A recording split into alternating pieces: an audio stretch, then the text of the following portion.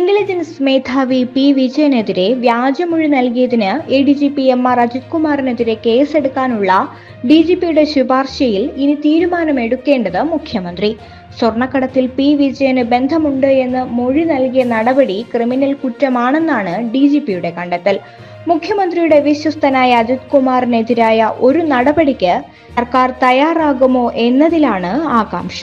ഉന്നത IPS ഉദ്യോഗസ്ഥനെതിരെ കേസെടുക്കണമെന്ന് DGP തന്നെ ശുപാർശ ചെയ്യുന്നത് അസാധാരണ സാഹചര്യമാണ്. എപ്പോഴും എം.ആർ. അജിത് കുമാറിനെ ചേർത്ത് പിടിക്കുന്ന രീതിയാണ് മുഖ്യമന്ത്രിക്ക്. ഇതിൽ പലതവണ വിമർശനമുയർന്നിട്ടുണ്ട്. PV അൻവറിന്റെ ആരോപണത്തിൽ ഡിജിപിയുടെ അന്വേഷണത്തിൽ അജിത് കുമാർ നൽകിയ മൊഴിയാണ് കുരുക്കായത്. കരിപ്പൂർ വിമാനത്താവളം വഴിയുള്ള സ്വർണ്ണക്കടത്തിൽ പി വിജയന് ബന്ധമുണ്ടെന്ന് മലപ്പുറം മുൻ SP സുജിത് ദാസ് തന്നോട് പറഞ്ഞിരുന്നുവെന്നായിരുന്നു അജിത് കുമാറിന്റെ മൊഴി പുറത്തു വന്നതിന് പിന്നാലെ സുജിത് ദാസ് ഇക്കാര്യം തള്ളിപ്പറഞ്ഞു. പിന്നാലെ പി വിജയൻ സർക്കാരിനെ സമീപിച്ചു. ഒന്നുകിൽ അജിത് കുമാറിനെതിരെ സർക്കാർ നടപടി സ്വീകരിക്കണം, അല്ലെങ്കിൽ തനിക്ക് നിയമ നടപടിക്ക് അനുമതി നൽകണം. ഇതായിരുന്നു ആവശ്യം. വിജയന്റെ ഈ ആവശ്യത്തിലാണ് സർക്കാർ ഡിജിപിയുടെ അഭിപ്രായം തേടിയത്. വ്യാജമൊഴി നൽകിയ അജിത് കുമാറിന്റെ നടപടി ക്രിമിനൽ കുറ്റമാണെന്നാണ് ഡിജിപി ഷെയ്ഖ് ദർവേഷ് സാഹിബിന്റെ അഭിപ്രായം.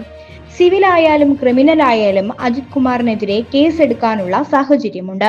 ഗുരുതരമായ കുറ്റകൃത്യത്തിലേക്കാണ് മറ്റൊരു ഉന്നത ഉദ്യോഗസ്ഥനെ വലിച്ചിഴച്ചത്. വ്യാജ സത്യവാങ്മൂലം ഒപ്പിട്ട് നൽകി. ഇത്തരം നടപടികൾക്ക് ഭാരതീയ ന്യായ സംഹിത പ്രകാരം കേസെടുക്കണമെന്നാണ് നിർണായകമായ ശുപാർശ.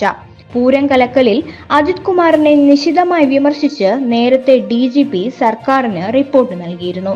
ആ റിപ്പോർട്ടിൽ നടപടിയെടുക്കാതെ ത്രിതല അന്വേഷണം പ്രഖ്യാപിച്ച് കൈവിടാതെ അജിത് കുമാറിനെ സർക്കാർ ചേർത്തുപിടിച്ചു.